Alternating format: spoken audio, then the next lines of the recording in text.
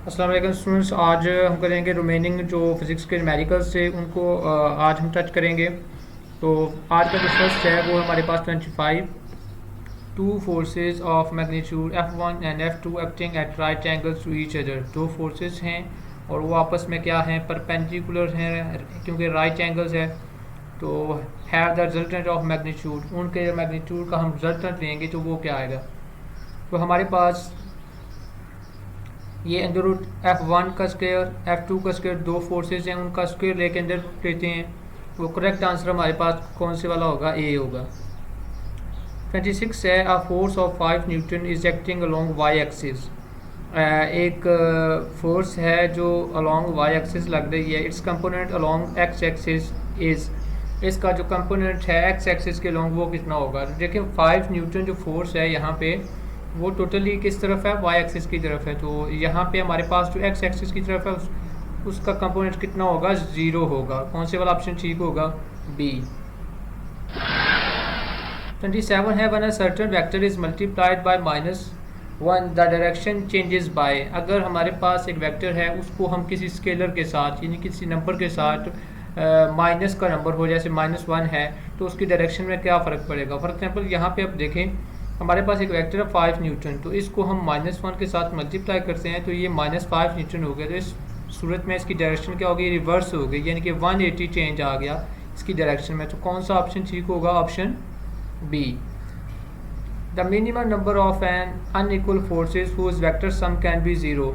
कितने वेक्टर होने चाहिए कि अगर उनको हम सम करें उनका तो हमारे पास जो रिजल्ट है वो क्या आ जाए, वो ज़ीरो आ जाए। तो देखें यहाँ पे फॉर एग्जांपल हमारे पास 5 न्यूटन का एक वेक्टर है, एक -3 न्यूटन है, इसकी डायरेक्शन जो है ये इधर होगी, ठीक है। ये टेल इधर होनी चाहिए, हेड इधर होना चाहिए, तो ये -3n होगा। अब 5 में से -3 निकालें तो कितना बच जाए, 2n।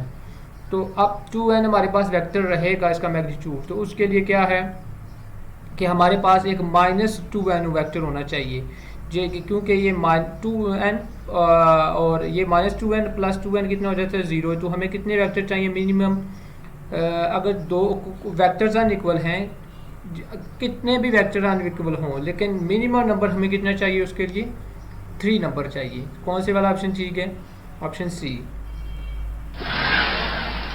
29 है to add vectors we add their representative lines by. जब भी हम वेक्टर्स को ऐड करते हैं तो हम कौन सा रूल अप्लाई करते हैं यहाँ पे, head to tail rule, right hand rule, left hand rule, hit and trial principle. तो कौन से वाला रूल है जी, ए, हमारे पास head to tail rule. Number 30 है two vectors each of 10 newton magnitude act on a body. हमारे पास दो फोर्सेस हैं और उनका जो मैग्नीट्यूड है वो कितना है, 10 Newton. If the forces are inclined at 30 degree and 60 degree with x axis, अगर वो x axis के साथ 30 डिग्री और 60 डिग्री का एंगल बना रही हैं, then the x components of their resultant, तो x axis के along जो है वो कितना उसका मैग्नीट्यूड होगा। तो फर्स्ट यहाँ पे मैग्नीट्यूड दोनों फोर्सेस का 10 न्यूटन है, एंगल डिफरेंट है।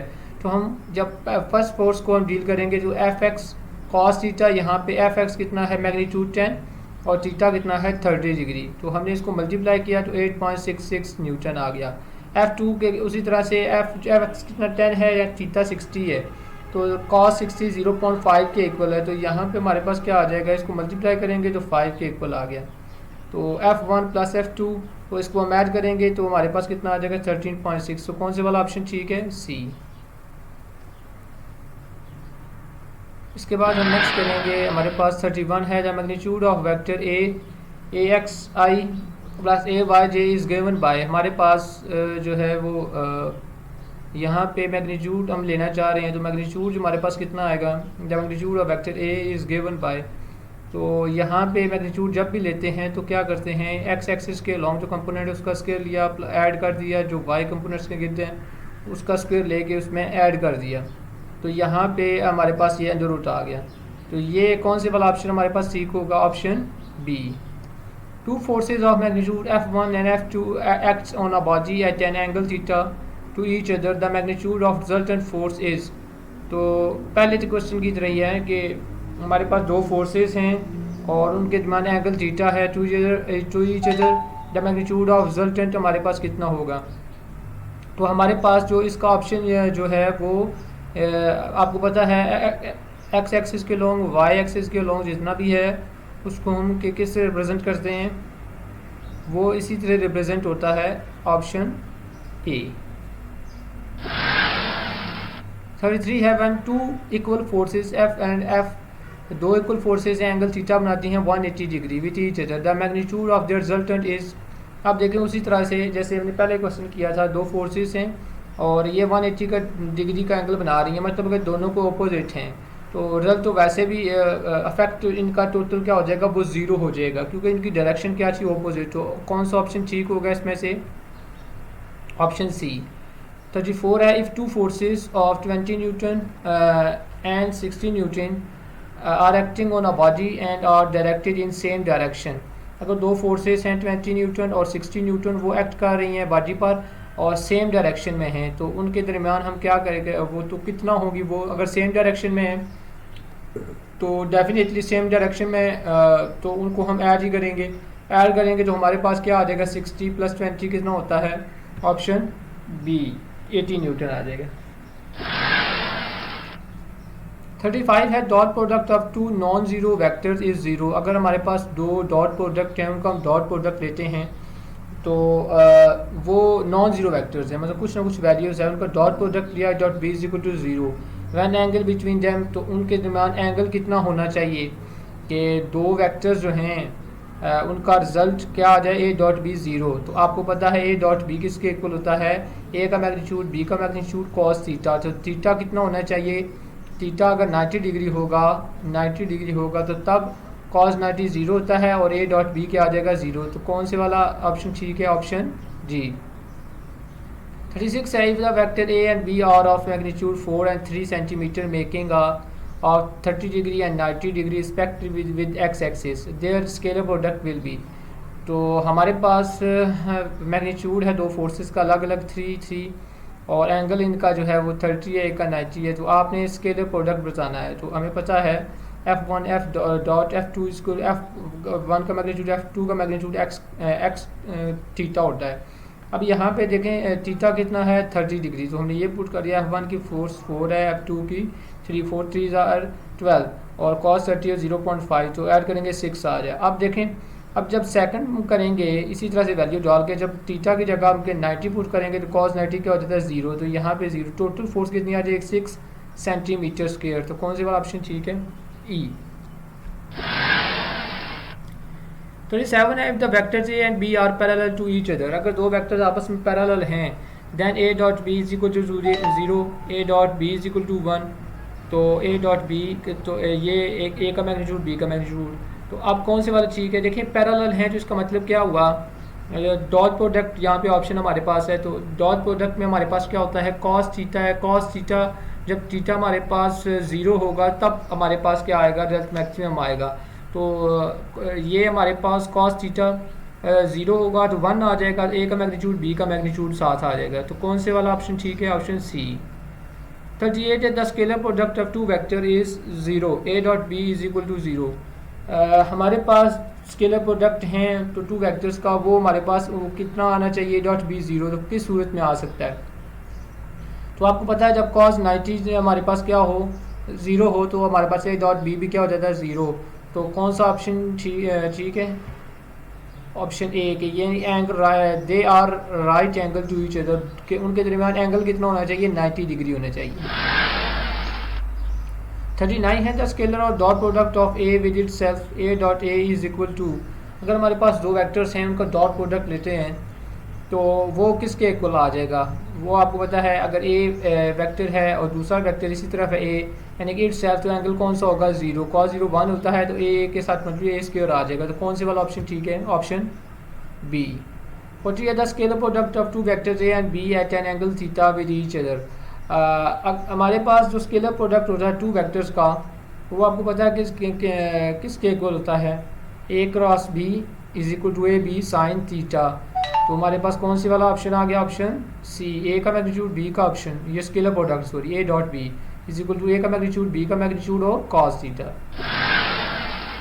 41 है if a vector A makes an angle theta with x axis, अगर ए वेक्टर है वो एक्स एक्सिस के अलॉन्ग एंगल बना रहा है, its y components given by, तो उसका जो वाई कंपोनेंट्स होता है वो किसके इक्वल होता है, हमेशा साइन आता है, तो ए साइन थीटा होगा। कौन से वाला ऑप्शन, जी का option A. The direction of vector A can be found out by its X and Y components by the following relations. अगर हम डायरेक्शन फाइंड करना चाह रहे हैं ये वेक्टर की, तो उसके कंपोनेंट्स लॉन्ग एक्स एक्सिस हैं और वाई एक्सिस हैं, तो हमारे पास कौन से वाला फार्मूला यहाँ पे अप्लाई होगा। तो ये हमारे पास होगा फर्स्ट पहले वाला ये आएगा, theta is equal to tan inverse Y over X, option A. 43 है the reverse process of vector addition is called, उसको हम क्या कहते हैं, अगर वेक्टर्स को रिवर्स करके हमने ऐड किया तो वो हमारे पास कौन सा होगा, option C, subtraction of vectors. 44 है addition of vector A to vector B is equal and to, अगर हमने ऐड किया है दो वेक्टर्स को तो वो किसके इक्वल होता है, वो ना तो मल्टीप्लिकेशन होता है, ना प्रोडक्ट होता है, ना सब्ट्रैक्ट होता है, जैसे हमने ऊपर पढ़ा है। लेकिन यहाँ पे अगर प्रोसेस एडिशन ऑफ वेक्टर किया जाए तो ये हमारे पास जो रेजोल्यूशन ऑफ वेक्टर्स में भी आता है कि वेक्टर्स को हम ऐड कर रहे होते हैं उसको कंपोनेंट्स में रिजॉल्व करके, तो कौन से वाला ऑप्शन ठीक होगा इसमें से, ऑप्शन बी। 45 है the vector in space has, हमारे पास अगर कोई वेक्टर है स्पेस में तो वो कितनी डायमेंशंस में होगा, तो देखिए हमारे पास डायमेंशन होती है एक्स वाई और जी, तो इसका मतलब है वो कितने कंपोनेंट्स में होगा, 2 1 4 3, कौन सा ऑप्शन ठीक होगा, ऑप्शन डी, 3 कंपोनेंट्स में होगा। If a vector A makes an angle theta with x axis it's x components is given by, तो ए जो है वो अलॉन्ग एक्स एक्सिस का कंपोनेंट्स क्या आएगा, ए कॉस है ये ए कॉस एक्स, यानी कि option D. 47 scalar product is also called, scalar product हम क्या बोलते हैं, वेक्टर प्रोडक्ट बोलते हैं, क्रॉस प्रोडक्ट, डॉट प्रोडक्ट या मैग्नीट्यूड ऑफ वेक्टर, तो स्केलर प्रोडक्ट हम क्या बोलते हैं, डॉट प्रोडक्ट बोलते हैं, ऑप्शन सी। 48 है A dot B is equal to B dot A, hence scalar product is associative है, मल्टीप्लिकेटिव है, एडिटिव है या कम्यूटेटिव है। तो हमारे पास अगर ए डॉट बी को बी डॉट ए भी लिख सकते हैं तो then its will be commutative, तो यानी कि हम इसको चेंज कर सकते हैं, तो ऑप्शन कौन से वाला है, ऑप्शन डी। 49 है if A dot B is equal to 0, अगर ए डॉट बी 0 है तो क्या कंडीशन, दे आर पैरेलल, उनको पैरेलल होना पड़ेगा, नहीं अगर पैरेलल होंगे तो कॉस थीटा जो है वो कितना हो जाएगा, कॉस 0 हो जाएगा, और कॉस 0 1 होता है और मैक्सिमम रिजल्ट आएगा, ये ऑप्शन भी ठीक नहीं। Either of the two vectors ए और बी इज नल वेक्टर, इन दोनों वेक्टर में से एक वेक्टर क्या होना चाहिए, 0 होना चाहिए, तो इसी तरह से कौन सी वाला ऑप्शन ठीक है, B. 50 if A is equal to X I plus A Y J A plus A Z K A, और ये हमारे पास दो वेक्टर हैं ए और बी, इसको हमने क्या किया, रेक्टेंगुलर कंपोनेंट्स में डिवाइड किया हुआ है, तो अगर हम इनको इनमें से कौन से वाला ठीक होगा, याद रखें डॉट प्रोडक्ट में क्या होता है, डॉट ही प्रोडक्ट लिए हुए हैं 4 ऑप्शन में, और डॉट प्रोडक्ट में क्या होता है हमारे पास के यहाँ पे जो आई है वो आई के साथ ही मल्टीप्लाई होगा, तो यहाँ पे अगर देखा जाए तो ए एक्स आई के साथ मल्टीप्लाई होगा तो ए एक्स बी एक्स आ जाएगा, और इस तरह जे जो है वो जे के साथ होगा, जे डॉट जे 1 होता है तो ए वाई बी वाई होगा, तो के डॉट के जो क्या होता है 1 होता है, ए जी बी जी आ जाएगा। तो यहाँ पे अगर हमारे पास कौन से वाला ऑप्शन ठीक है, तो ए एक्स बी एक्स ए वाई बी वाई ए जी बी जी, तो हमारे पास देखा जाए तो पहले वाला ही ऑप्शन ठीक है, तो इसमें से हम जो है ऑप्शन ए के ऊपर मार्क करेंगे। इसमें साथ के यही क्वेश्चन थे, इंशाल्लाह हम जो बाकी स्केलर और वेक्टर प्रोडक्ट के बारे में है वो उसकी किसको हम इंशाल्लाह जल्दी कंप्लीट करेंगे ताकि हम नेक्स्ट एपिसोड की तरफ बढ़ें। तो ये अभी पार्ट 1 की ही कंटिन्यूटी चल रही है। Thank you very much.